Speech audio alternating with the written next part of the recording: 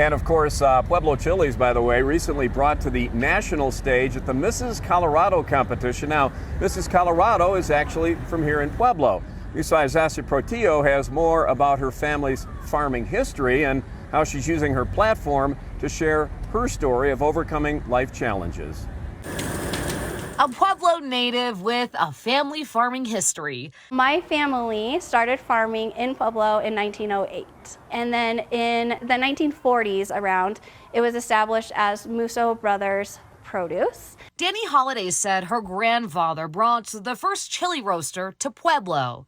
Here's my story. Here's my story of what Colorado means to me. A story she also brought to the national Mrs. America competition. Holliday wore a Pueblo chili dress as her state costume. It plays off of the color roja for Colorado. Carrying a chili roaster. With some chilies in there. So to know that my family history is, brought to life on the national stage, it was just such an honor to do that.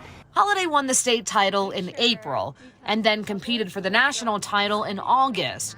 The competition honors married women across the country.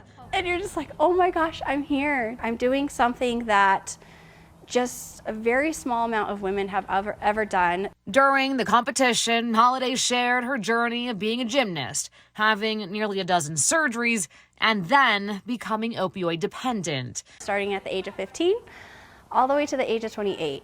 And by the time I got to the 11th surgery, I was so depressed. I didn't want to get off the couch, just nothing really motivated me. She overcame that, then became a wife and a stepmom, and then began her 3-year infertility journey.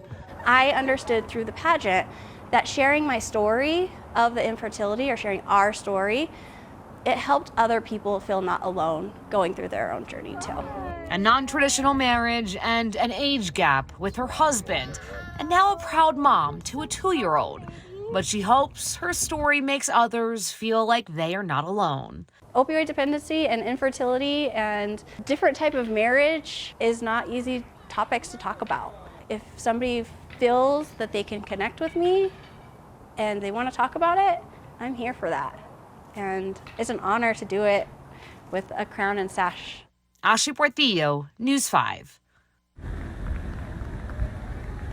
Ashley, thank you. By the way, that chili dress will become part of the historic collection of History Colorado, which oversees museums all across the state. Holliday also said she'll continue sharing her story until she hands off her crown next April.